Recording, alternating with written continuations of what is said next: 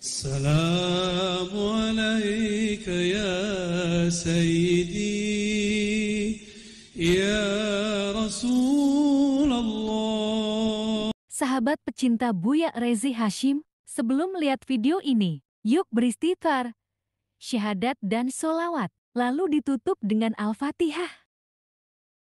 Dulu masih ingat, mungkin kajiannya masih ada yang direcord, 10 hijab wali, masih ingat ya? Silakan dicari di kajian ribat, ya, itu masih ada. 10 itu bukan tartib. 10 itu bisa aja orang masuk dari tengah, bisa dari kiri, bisa dari bawah, bisa dari atas. Jika seorang seperti Imam Yahya bin Mu'adz Ar-Razi, maka dia mulai masuknya dari mana gitu. Dia mulainya masuknya tadi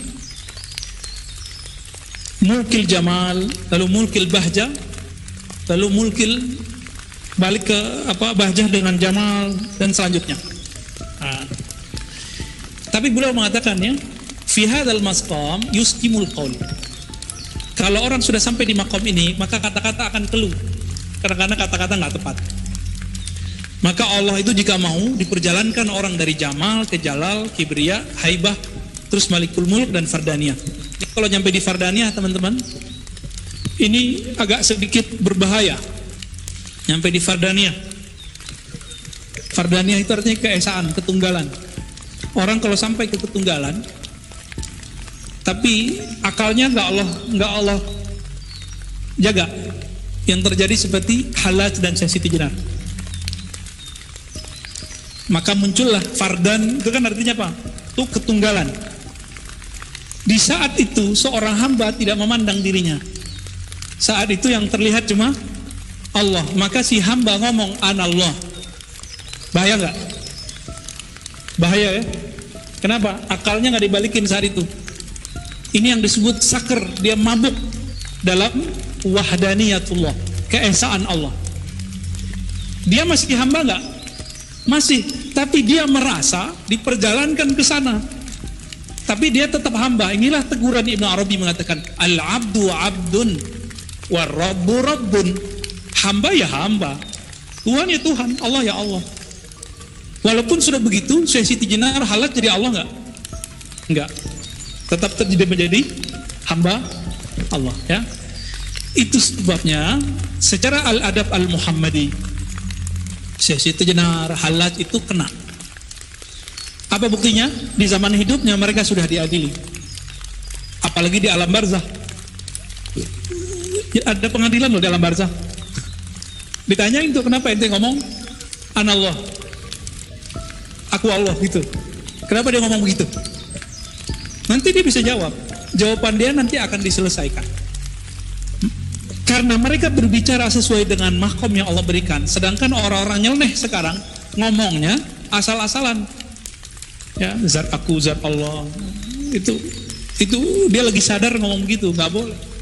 Ya, itu baru tazandaka, orang zindik begitu. Ya, mulhid. Lanjut Panji Ibnu Shalihin. Faidah staddan. Ya. Faidah fahayhati ayyakhtura dhalikal kalamu bibalin muqaddama dhikrihi wa qad arafna dhalikal qawla wa huwa qawlun sakimun ghairu maqbulin mimman qalahu wa in kana lahu haddun minal wilayati. Kata ini rumusan teman-teman. Ghairu maqbul mimman qalahu wa in kana lahu hazzul walayah. Jadi bisa saja wali, dia wali nih, tapi kata-katanya tidak diridhoi, nggak diterima oleh ahli akidah.